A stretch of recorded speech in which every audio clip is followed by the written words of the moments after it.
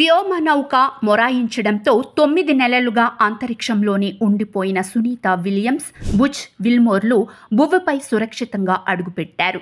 International space station నుంచి మంగళవారం తిరుగు ప్రయాణం అయిన సునీత విలియమ్స్, విల్మోర్ భారత కాలమానం ప్రకారం బుధవారం తెల్లవారుజామున 3:27 ఫ్లోరిడా తీరంలో సేఫ్గా ల్యాండ్ అయ్యారు.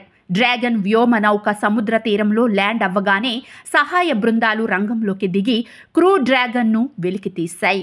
ఆ తర్వాత ఆస్ట్రోనాట్లను SpaceX crew Dragon Freedom capsule నుంచి బయటకు తీసుకొచ్చారు.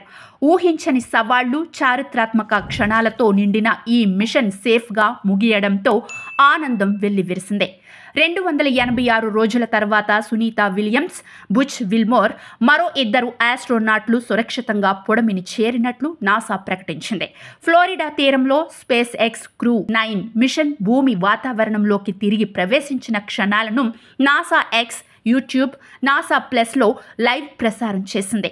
దివి నుంచి భూమికి చేరిన వారిలో సునీత విలియమ్స్, విల్మోర్తో పాటు స్పేస్ ఎక్స్ క్రూ 9 వ్యోమగామి నిక్ హెగ్, రష్యన్ వ్యోమగామి అలెగ్జాండర్ గోర్బునోవ్ ఉన్నారు.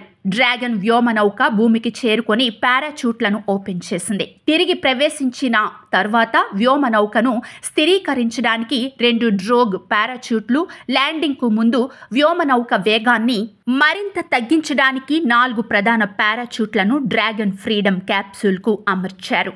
ల్యాండింగ్ తర్వాత వ్యోమగాములను హ్యూస్టన్లోని జాన్సన్ స్పేస్ సెంటర్కు తరలించారు. అక్కడ వారికి వైద్య పరీక్షలు కొనసాగుతున్నాయి. దీర్ఘకాల అంతరిక్ష యాత్ర తర్వాత వారి శారీరక స్థితిని పరిశీలిస్తారు. భూ గురుత్వాకర్షణ శక్తికి తిరిగి సర్దుబాటు అయ్యేలా నిపుణులు వారికి తోడ్పాటు అందించనున్నారు.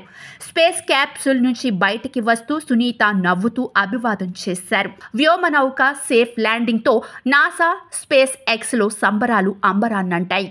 288 రోజుల పాటు విలియమ్స్, విల్మోర్ అంతరిక్షంలో ఉన్నారు. 3వ అంతరిక్ష యాత్రను సునీత విజయవంతంగా ముగించారు. కాగా సునీత క్షేమంగా భూమిపైకి రావడంతో భారత్లోనూ సంబరాలు అంబరాన్నంటాయి. గుజరాత్లో టపాసులు కాల్చి సునీత బంధువర్గం ఆనందం వ్యక్తం చేసింది.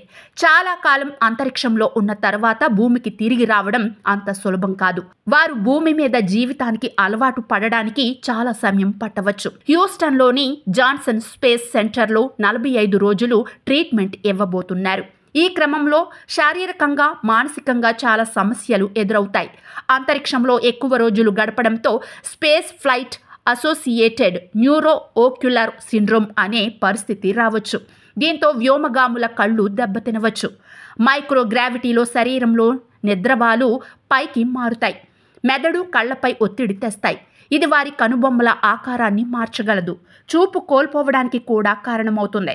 విలియమ్స్, విల్మోర్కి ఎదురయ్యే ప్రధాన సమస్య నడవడంలో ఇబ్బందులు. అంతరిక్షంలో గురుత్వాకర్షణ శక్తి లేకపోవడం వల్ల గాల్లో తేలుతూ ఉంటారు. వారి పాదాలు భూమిపై చేసే విధంగా అలవాటు పడవు. దీనివల్ల అరికాళ్లపై ఉన్న కఠినమైన చర్మం ఊడిపోతుంది. పాదాలు చిన్నారుల పాదాలలాగా చాలా సెన్సిటివ్గా ఉంటాయి. దీనివల్ల వారి ఎముకలు సులువుగా విరిగిపోయే అవకాశం ఉంది. గుండెకు కూడా రిస్క్ పెరుగుతుంది.